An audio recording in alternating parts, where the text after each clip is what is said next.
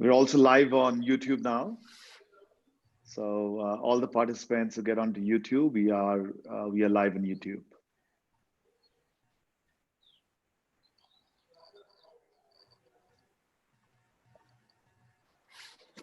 So when do we expect the things to start getting a little better, Vivek, from a lockdown perspective? Do you see changes happening? Yeah, I've been in touch with some officers of the government, and it seems that some areas of India are doing better than others, obviously. So Goa and Kerala are obviously in the forefront. So it seems like some parts of India may open up pretty soon. Fantastic. I'll just one small message I need to type.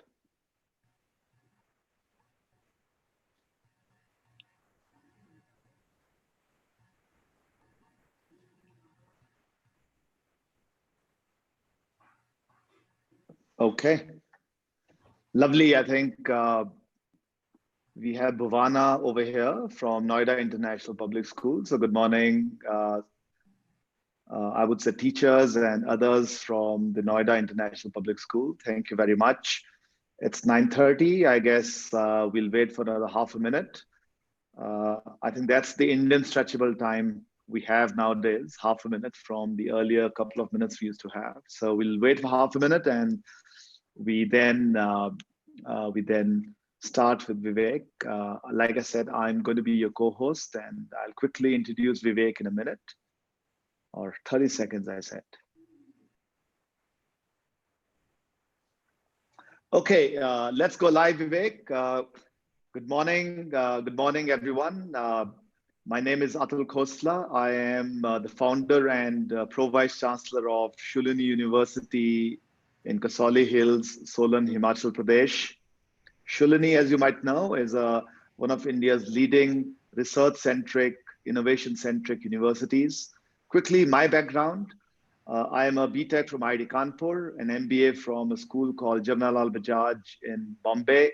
I spent 25 years in the industry, in the corporate sector, across 20 different countries. And 2013, I moved full-time to teaching. With me is the very illustrious and a dear friend, Vivek Atray.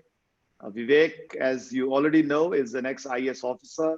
He's had very, very senior positions in the government, including building the IT park of Chandigarh, which is, I think, one of his key achievements out of all the different achievements that he has. And we've actually going to ask him, all his exciting projects that he's had in the past. Vivek is also a TEDx speaker. And for me, more importantly, he's also a visiting faculty at Shoolini University and advisor to me and to Shoolini. So once again, welcome everyone from the Noida International Public School. We are delighted to be here with you guys. Hopefully over the next half an hour to 45 minutes, we will take you through our experiences of the topic of managing stress. It's been a tough time. COVID and Corona, no one knew what's really that's going to happen, but it's brought in new opportunities, new challenges to all of us. Feel free to ask questions, everyone. We have the chat board open, we have the Q&A open. We also have the YouTube live channel open, so you can chat on that, ask questions on that. So I'm going to start the first question, Vivek. Tell us a bit about yourself. Tell us about your motivation in life, how you grew up, where you grew up, and how did you get into this whole, I know as an IS officer, you had to manage stress, but I also know that you're big time into meditation, you're big time into writing, you've written a few books. How did you get into this? Tell us your story. And I think after that, I'll request you to get into your discourse on the topic. Thank you so much, Atul Khosla. First, let me say what a pleasure it is to be here early morning. And Shoolini has organized this interaction. Thank you, Shoolini University. And my own association with Shoolini University is so pleasant and so delightful. I am a visiting professor, as you said, and it's always a pleasure to interact. So Shoolini University is, this initiative to reach out to schools, and Noida International Public School today. I welcome all the participants from Noida International Public School. And Atul, thank you for the warm introduction. I'd like to just say that life for me started off when I was born in Delhi. My parents were transferred here and there. My father was a police officer. I was in a regular kid. I lived 3 years in England as well as a child. So that was the only difference from anyone else. Usual bringing up in Delhi and Chandigarh. I shifted to Chandigarh and started playing cricket very seriously. I became a bit of an all-rounder because I was okay in studies and cricket as well. And I started doing some writing early in my college days. I went to engineering college in NIT Kurukshetra, and in NIT Kurukshetra, I did electronics and communication. Then after that, I actually got into the Haryana Civil Services. My father passed away in service. So I was in the HCS for 19 years and got promoted to the IAS and served there for 7 years. And as you said, I had to face a lot of stress in the service, but it was a good innings. I enjoyed myself. I had a lot of accolades and goodwill. And also, I learned on the job, and lots of things came to me which I now speak about. So, towards the end of my career in service, I decided I should take an early break, rather, I should take voluntary retirement. And I became a motivational speaker at the age of 50 or so. That is 3 years ago. And I started speaking to audiences all over India. That is the youth mainly, but I also speak to CEOs and industry and educationists and academicians. That's why we're here. So this is a brief background. I would like to start the topic now. And those of you, as Atul said, who would like to ask questions, please keep typing out your questions. And it'd be nice to interact with you. This is a session on stress management in the times of a crisis. And I'd just like to start off by saying that all of us are human beings and we will go through stresses and strains and worries and fears.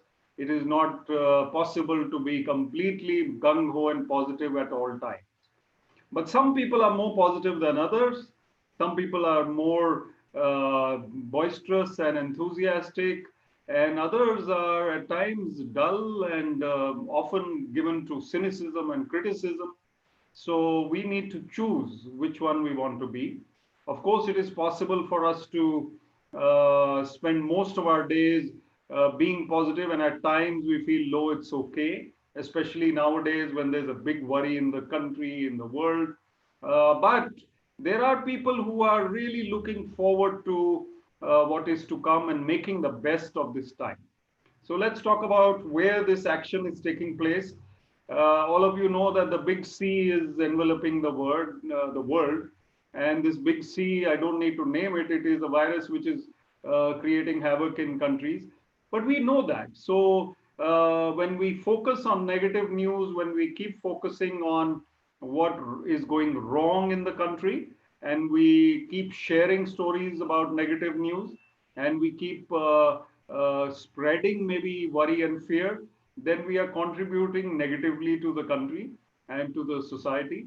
Whereas if we choose to pull out stories and anecdotes and incidents which are of human character, human endeavor, heroes from the front line, and we talk about those people who are actually making a positive difference to society, and we applaud them, we share their stories. For example, there's a little girl on Twitter, a very popular girl now, who's raising lakhs of rupees through her sketches. So I saw this little girl sketching and sketching and sketching, and because she's going viral on Twitter, her sketches are selling so well, and people are donating for every sketch that she makes, and these go to the relief fund. There are so many things that we can do which add to the positivity and don't add to the negativity. So the first thing to talk about is the mind, and where is our stress coming from? Is it coming from external factors, or is it coming from within?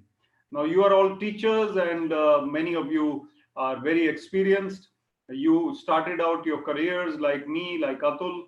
I'm sure you are very enthusiastic at the time, wanted to be world beaters, wanted to do things, make a difference, wanted to teach with enthusiasm, make a difference to the country, and try and instill in the young people, children, the values and the intelligence and the knowledge that they need to be good citizens of the country.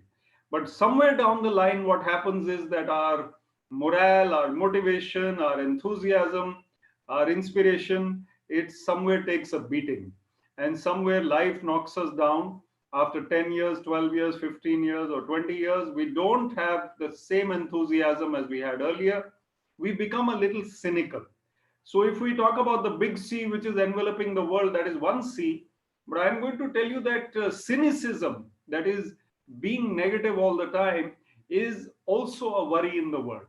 And even at this time, when people should be contributing towards being more positive, there are many people contributing towards cynicism.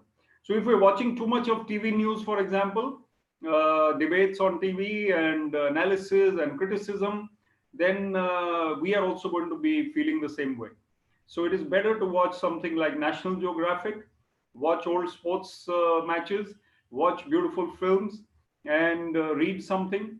One way to combat stress in this time is to read those books which you could not read earlier, or reread those books which you loved, but and you really wanted to one day read them again.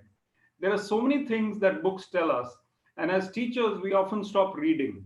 As educationists, we think that we have no time, we've already learned what we had to. But this is an opportunity now to refresh our minds, our knowledge, our know how, and our creativity. So the more we read, the more we delve into these great books which we might have lying at home.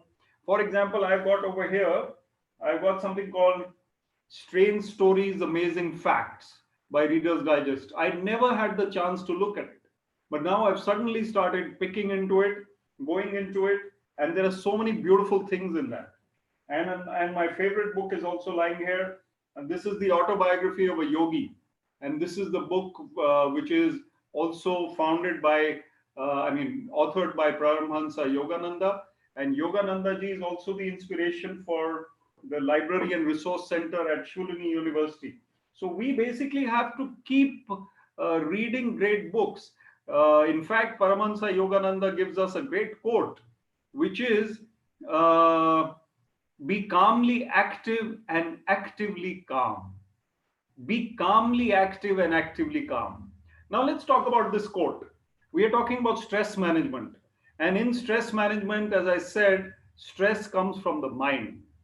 But there are some people who are calm under pressure, who remain calm under tension and pressure. They don't seem to be ruffled by anything.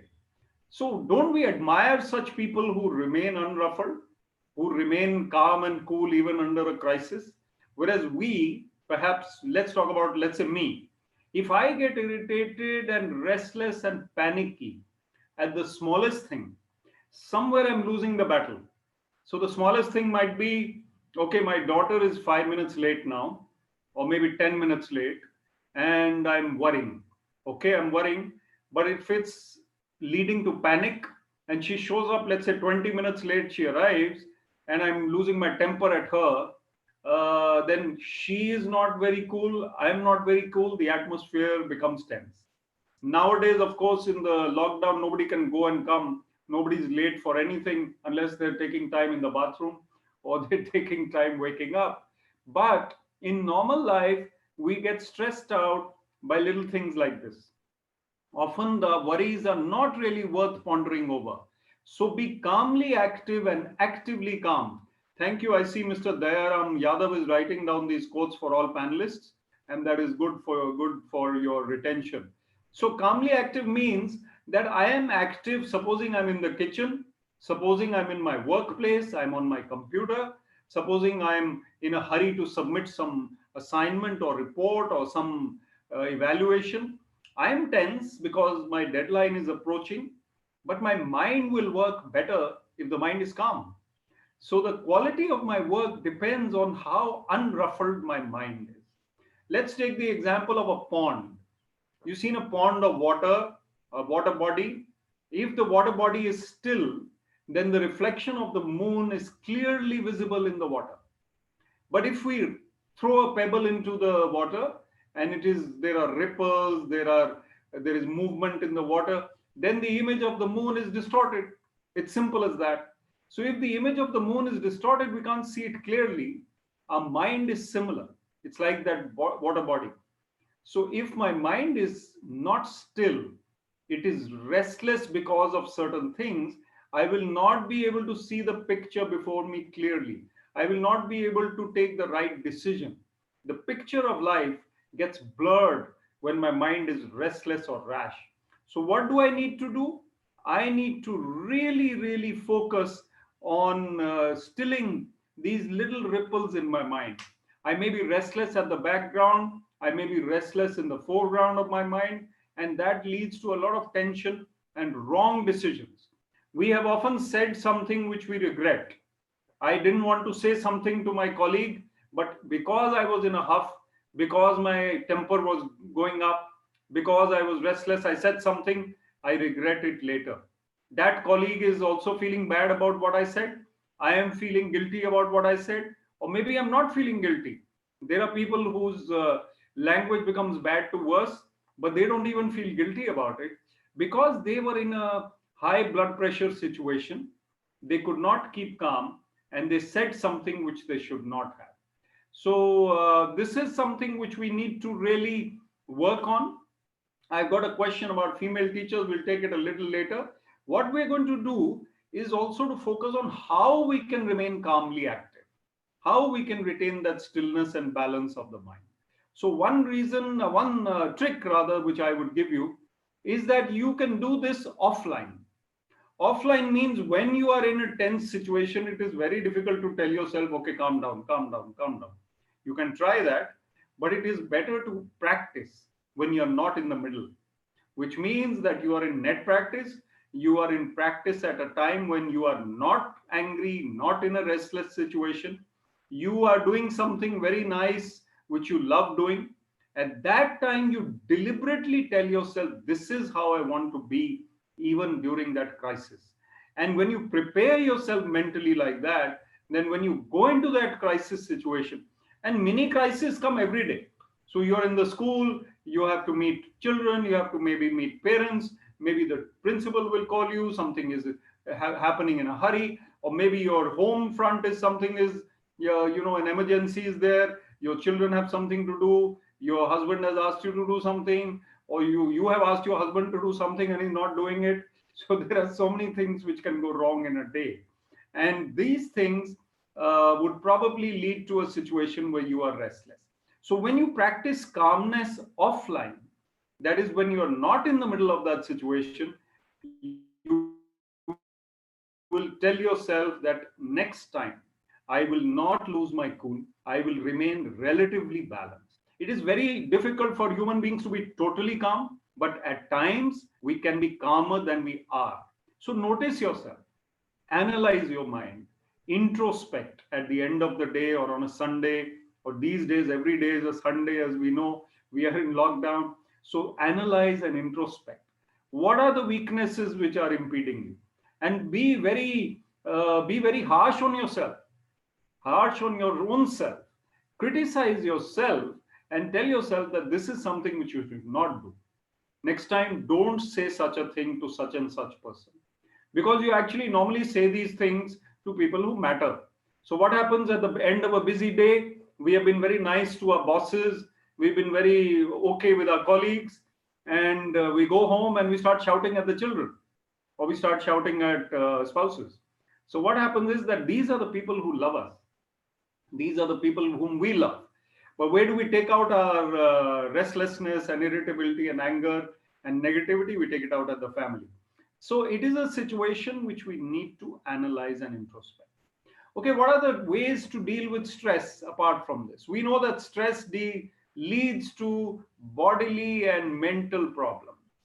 There are so many things that are difficult in the mind, and they lead to stress, and they lead to a body which is also not well. We know that most ailments come from stress these days. Critical ailments, they come from stress. So what can we do? We can do more in sports. We can be more physically active, more brisk walks, runs, badminton, table tennis. Take out your physical energy outdoors or in the gym. I prefer outdoors, but if you prefer the gym, it's okay with me. These days, gyms are also closed. You have to do them at home. So at home, do some push-ups, do some sit-ups, do some yoga, do some walking in place or running on the spot. and get out that extra energy. That is one thing, one way to remain calm. Because when your energy is physically dissipated in physical exercise, then you will not store it up to be used at negative moments when you feel like shouting and get out all that energy over there. The second way and most important way is to be mindful and to be concentrating. Now, being mindful and concentrating means that you are reading carefully a book, you are focusing only on that moment. So, practice mindfulness. Mindfulness means living in the present moment. So, if I'm listening to a lecture and my mind is on day after tomorrow, or I'm delivering a lecture and in the middle I'm thinking about my whatever I have to do later, or whatever somebody said to me day before yesterday, that means my mind is not in the present, it is scattered. It is like birds before a hunter, as is said in the autobiography of a yogi. My mind is in the future or in the past. So what happens to me? I don't focus on the present. By focusing on the present moment, you will find you become more calm. Focus on the present. Do that little thing which you are doing with full concentration. You know, Yogananji also said, be like the pendulum. The pendulum swings from one side to another side, and gradually it becomes slower and it swings back to the center of calmness. So when you have to swing into action, you swing to one side and you start getting busy with whatever you have. The moment your work is over for that period, you become calm like the pendulum. So you swing on both sides, but you become calm like the pendulum. So if your mind can be like the pendulum, and whenever you get a pause, you swing it back to mindfulness, to calmness. In fact, these pauses are really, really important. So in the middle of a busy day, take out 2 minutes for yourself every hour or every 2 hours. Even if it's a water break, if it's a washroom break, calm yourself deliberately down at that time. So try and pause your mind from the flurry of worries. This flurry of worries will keep coming. Nowadays, you are at home. You have more opportunity to calm it down. So let me bring you also to meditation, which Atul Khosla mentioned. Meditation is something which will make you a much calmer person. All of us pray. Indians are prone to praying. We believe in God. 99.99% of us, we sit down and pray. When we pray, we also should pray with sincerity, with depth, with intensity. It should not be, okay, God, yeah, thank you very much. Okay, please look after us. I pray. And then you run to something else. Give time to God. Give time to your own mind and heart. So prayer is important, but meditation is even more important. So when you are meditating, you are actually listening to God. When you're praying, you're talking to God. That is what the saint said. So if you sit down and you calm your mind in meditation, what we will do right now, in fact, is a 30-second practice of meditation. You are wherever you are, and I'm over here. I'll just tell you what we are going to do. First, listen to what I'm saying, and then we practice it for 30 to 45 seconds. This meditation technique is very useful. It's very simple. So all you have to do, after you close your eyes, you will focus at the center of your eyebrows. Between your eyebrows, the place where ladies wear a bindi, that is the kutastha, and that is the Christ consciousness or Krishna consciousness, and that is where we can feel the presence of God. It's a spiritual aspect, it's not a religious aspect. So you have to basically focus here and calm your breath. How do you calm your breath? You watch your breath. That means you watch the flow of breath, in the sense you notice the breath is coming in and the breath is going out. You can say a mantra along with it or anything you want, but you don't need to, it's up to you. So we'll start this 45-second exercise now, in which I will keep talking a little bit at times just to guide you, but you stay silent and you keep focusing between your eyebrows and on your breath coming in and out.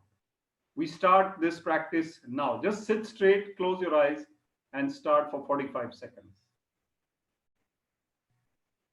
While you're doing this, try and bring your mind back to your breath if it goes away.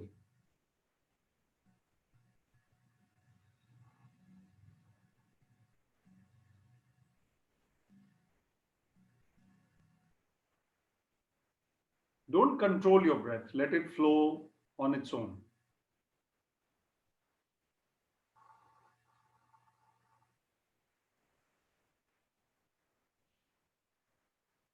If thoughts are coming, tell them to go away for a while. Just focus on your breath.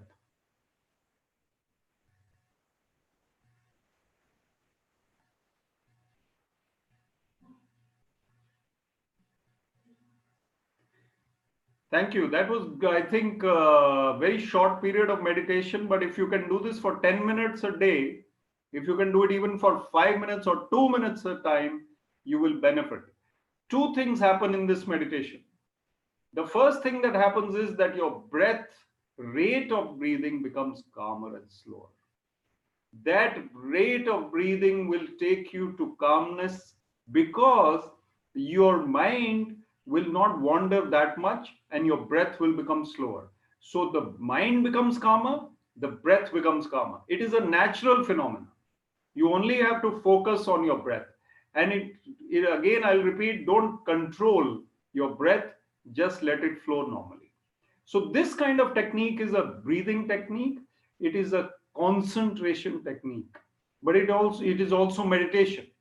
So the definition of meditation is basically concentration on God and spiritual aspects. But meditation can be done even by a busy householder. It doesn't have to be done under a tree or in the jungle. It can be done in your bus, even if there is noise. It can be done in the car, if you're not driving, of course. And it can be done whenever you have a break. So whenever you have a break in the middle of the day, also do this, morning and evening. These are the techniques of calmness. The more you meditate, the more your mind will be calm. Another thing to do is to analyze what makes you angry and upset. So if there is so much stress that there are 6 things which, let's list them down. Supposing one of them is that somebody you don't get on with keeps on saying something to you. Number 2 could be that your child is not listening to you. Number 3 could be that you are always late for work. Number 4 could be that your person who has to clean your table doesn't clean it properly. So let's say these are the 4 things. Now, out of these 4 things, we can probably eliminate 2. Your person doesn't clean the table properly and you lose your cool every day in the office or whatever. That is something which you can avoid. He doesn't clean it properly, tell him firmly, tell him again, try to make him understand. He doesn't understand, don't lose your cool. It is not a matter of life and death. It's not important. You're getting late for work, you're always restless and panicky. Try to be 5 minutes early. Make it a point to be 5 minutes before time. In the army, they say that 9:30 means 9:20. Today also, when we started at 9:30, we were here at 9:20. In fact, I was a few minutes late, but we were ready on time. So this is how we have to eliminate points of restlessness and stress. And what are the biggest stresses of life? That will my child get a good college? Will my child get a good placement? Will this particular promotion come to me? Will I get that new job? Whatever it is. So why are we stressed? Because we worry whether that will happen or not happen. We are fearing failure. We fear the fact that this may go wrong. This may not happen. The more we think like that, the more chances are that it will go wrong. So we have to focus on success. We have to focus on being positive. In fact, where does the thought of success come from? It comes from within. And what is success? Success is happiness. And whatever doesn't give us happiness, it is not success. There is a person who is the most powerful person in the world today. He's the most powerful man in the world. You know who I'm speaking about. And of course, these are stressful times. But even at the best of times, that most powerful person in the world does not look happy. What is the point of success and power if it doesn't make you happy? And if he's not happy now, is he going to be happy 6 years later? Doubtful. So we need to focus on the pluses in our life, be grateful for them, be happy with what we have, and yes, strive for more and better, be ambitious for more and better. So what do we worry about? That this may not happen, that may not happen. So when we focus on failure, we are trying to, we are actually leading to failure. So my book is here, and this book is Finding Success Within. So when you talk about finding success within, it means that it has just come actually, Finding Success Within, with 52 life skills for young Indians. And this is a book where I talk about the fact that we win the battle of life or lose the battle of life from within. It's not external factors. The same post or appointment or the same victory may make one person happy and content, the other person not so happy, and he doesn't care. Or he's looking for other things and not really relishing what he has. So finding success within is what we should be looking for.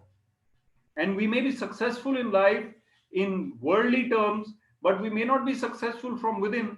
Then there's no point. So find time to savor your success.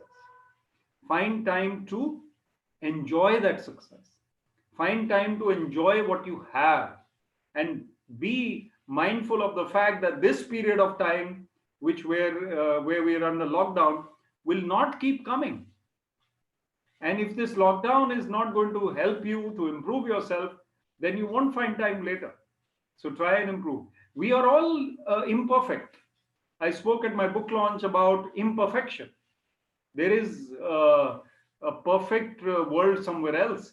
This world on our planet, the earth, is not a perfect world. Of course, nature is perfect. Nature knows when to blossom, when to bring the flowers, the fruit, when to drop the leaves. It knows perfectly well what to do. Until and unless man interferes with nature, it works like clockwork. The bird knows what to do, the animal knows what to do. It is only the human being who thinks he's too smart and starts tampering with what is happening in nature. Nature is perfect, but man and his situations are imperfect. We cannot predict what is going to happen tomorrow or day after. We cannot always say that this will lead to this. It doesn't happen that way. So in this imperfect world, we don't have to feel scared. We don't have to feel negative about it. We have to know that life is unpredictable. We will lead it with the best that we have. We will lead it with the best qualities that we have. We will lead it with positivity and calmness. And we will be happy with what we have. Where is happiness coming from? Happiness comes from within. I often go to schools and colleges and talk to children. And children give me this answer. They say, they know that the happiness comes from within. It doesn't come from a new cell phone, or it doesn't come from eating chocolates or going for a date or whatever it is. That is only temporary. That happiness is temporary. Permanent happiness comes from within. If we search for happiness within, if we do that consciously, we will find at the end of the day we have much to be grateful for. I see Atul Khosla has appeared on the screen. And Atul, are we going to a question phase now? I think why don't you summarize your beautiful talk, Vivek, and then we can get into a Q&A with a lovely audience. Sure, I'll do that. And that is absolutely the right thing to do. So to summarize what I've said, we can handle stress if we are determined to analyze what makes us stressful. So this is a period where we are locked down. We need to introspect and list out those points which are negative in us or the qualities on which we need to improve. And we need to practice calmness offline. Offline means that when we are not in the thick of things, when we are not in the situation where people are bothering us or we are likely to get stressed out. So when you are cool and calm and happy, that is the time to analyze yourself as to what makes you unhappy and stressed out. So in that list of 6 or 7 items, eliminate 2 or 3 of them from your life. The rest of them will remain, the top ones, but try and reduce the impact of negativity that they give you. So these are the things that I wanted to share with you. I've also shared with you that there is a big C which we need to avoid, and it's not the virus will go away, but cynicism, negativity, criticism of others is something we need to avoid. So let's focus on positives and happiness. That is success. Thank you, Vivek. Before we go into the audience, a couple of Questions are coming in my mind, and these are the questions which have been coming on every webinar that we give together that we're giving.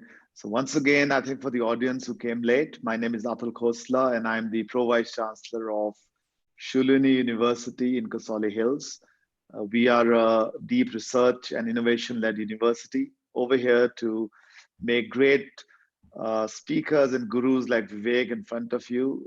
Vivek is also a visiting professor at Shoolini, and we're so delighted and thankful to the participants and also to Vivek to be here today. So Vivek, Renu asked this question, but I think it's so relevant, especially for so many female teachers. They not only have to now take online classes sitting at home, but many of them are either mothers or daughters-in-law, or of course wives, or they have lots of responsibilities way beyond teaching, way beyond their work. And this time of being at home is actually bringing in a lot of stress. So what should they do? How should they multitask? How should they manage things? Can you tell us something about this? Yeah, actually, this is a great question because some people have actually become more busy in this lockdown and more stressed out than in normal times. But there is one word for this. The answer is prioritization. Prioritization means that we give more time and more importance to those things which really matter. So let's list out the things which we do in the day. Let's say there are 12 things that we do. Out of those, if 2 things really matter, let us apportion more time for them, 1 hour each for sitting with the family and talking, whatever you want to, or whatever it is that really, really matters. For reading that book which you have to read. And the emergency situations or the running around and the compulsions, they obviously will find time for themselves. So give priority to things which really matter. That will de-stress you, and things which make you happy. So if you cannot wake up early and read, sit at night for a little while, or watch that old movie which you always wanted to watch, or put on the music. Music is a great stress buster, as you know. So the kinds of music you love, have it on the whole day, playing on your phone, playing on your computer, and maybe do some art, maybe take some pictures, maybe start writing something, poetry, which you always wanted to but never could. So these are the things which will happen. I think absolutely, you're so true, Vivek. I personally have started yoga, for example. It's really helping me.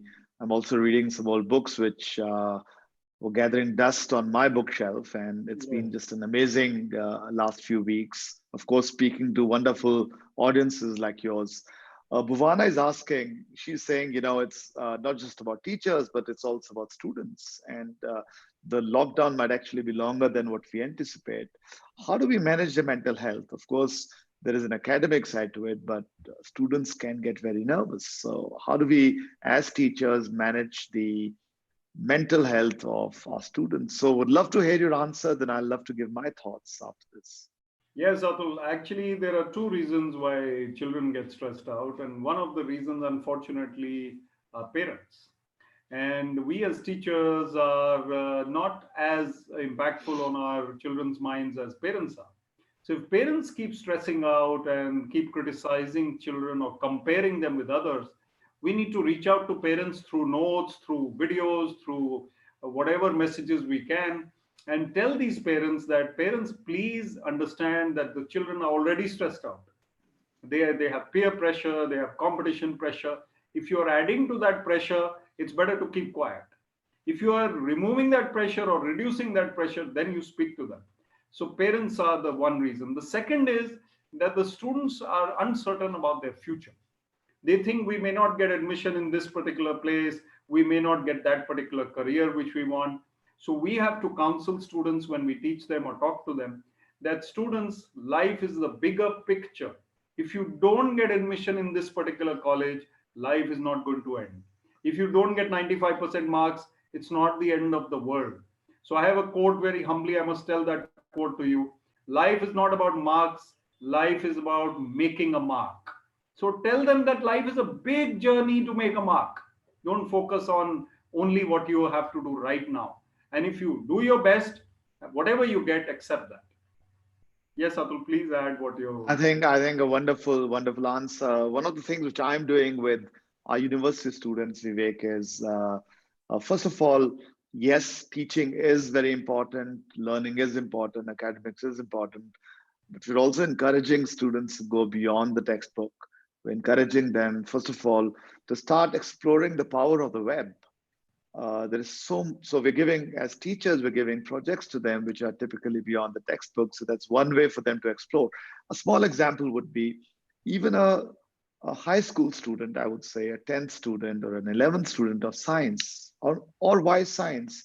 As teachers, you could give them an assignment to say, tell us, find out and calculate the distance between the sun and the earth.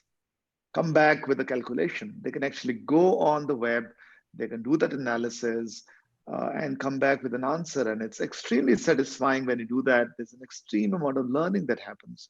So I would encourage, some of you as teachers to, think outside the box. There are lots of things that you wanted to experiment as teachers, which you could not in the conventional way. So do that today. Many of you are using Zoom or other forms of reaching out to your students. Just experiment.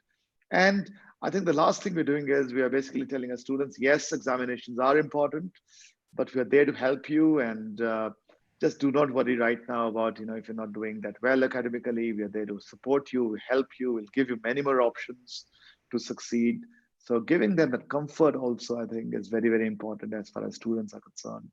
So one part, of course, is the parent side, but parents are parents, and I know how it is being a parent myself. But I think as teachers, we can slightly assuage the feelings of our students. A couple of more questions, Vivek, before we sign off. Anurag is asking us a question. He's saying, when things are not going right, how do you keep positive thoughts? Yeah, I saw that question from Anurag, and I was also thinking about it.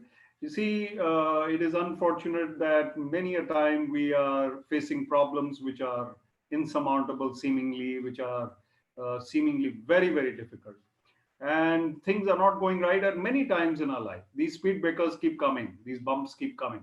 But there are periods when things are going right. So when we have those breaks, when things are going right, we need to prepare ourselves mentally for tough times to come ahead. When we're in the thick of things, it is very difficult to prepare ourselves because we are already in that problem. We are stressed out with that problem. So when I listen to the talks of monks or Swamijis who speak on such subjects, they say, don't overthink a problem. So if you analyze and keep thinking about the same problem again and again, you're bound to get stressed out. So try and refresh your mind by diverting it to something else. Do your best to tackle that problem, but don't give it too much weightage all day long. So give it a few hours or a few minutes of thinking, and then get on to something else which is more pleasant, more creative, more positive. That will help you to deal with that problem better. And yes, pray to God, He will help you. I think wonderful. Vivek, before we close, and please ask any questions, audience, if you have any more. You've written the book, which is a wonderful book, which I have read at least 2 times now, Finding Success Within. And you've got 52 ways to find success. Tell us about your top 3. What are the top 3 things that we should tell our students very specifically, or even our children, or even ourselves? What are your 3 favorites in terms of finding success within?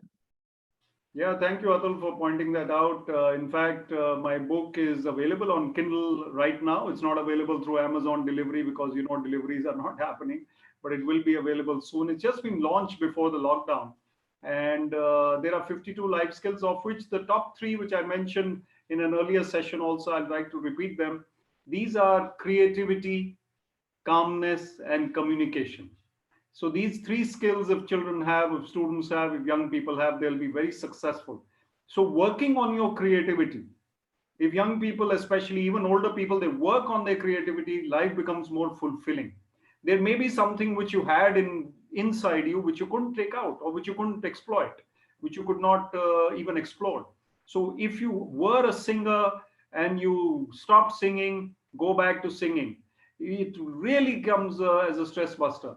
If you were a writer or a poet but didn't have time, come back to that. And for young people, the more they become all-rounderish, the more they get into sports, writing, singing, art, the more successful they will be as chartered accountants or doctors or whatever. The second C, calmness, as I said in my talk, work on calmness, be calmly active and actively calm. Calm people are more creative anyway. They think better. They are more cheerful. And the third C, communication. It is a lifelong process to improve your communication skills. I was not always a speaker. Atul was not always a speaker, I'm sure. We improved. We kept speaking gradually to audiences. We kept getting more confidence. Public speaking skills, maybe one day we'll do a session on that. How you retain your calmness on stage, how you communicate effectively without going overboard, how you know when to stop and when to pause. There are many facets. So improve your public speaking skills, improve your writing skills. These are all these three C's. I'll repeat: creativity, calmness, communication. You've hit the nail on the head, Vivek. When I go and speak to my students or other students across universities, and I'm principally a university professor, so I speak more to college students, I always tell them that if you go around tracking every successful person on Mother Earth, everyone, whether it's a Steve Jobs or a Narendra Modi or even a Donald Trump, all of them are special. At least they will have one or two very special hobbies beyond their work. So finding that hobby is very, very critical for success. So I think with this, we will come to an end. It's 45 minutes. We've had a beautiful audience. We've had a wonderful speaker in the form of Vivek Atray. Truly, truly, thank you, Vivek. You're always a friend of Shoolini, a friend of the masses, a friend of teachers, definitely. You're a teacher at heart. So before I sign off, I would just say, please be safe. We are going through unprecedented times. These are difficult times. Please be calm, as Vivek said, and hopefully would love to visit your school someday. Hopefully you'll be open very soon, and hopefully I would love to come, and Vivek would love to come to the Noida International Public School. I'm sure it's a beautiful school. We'd love to visit you, and we'll also love to invite all of you to Shoolini, your students, your faculty and others, your teachers. So once again, wish you a great day, and talk soon, meet soon. Any last thoughts, Vivek, before we sign off? No, I just want to thank you, Atul, for inviting me to speak here, and thank you, listeners. And stay connected. It's a connected world. On LinkedIn is the best place to connect with me and ask me anything more you would like to. Atul, thanks once again. Thank you, everyone. Have a great day. Bye-bye.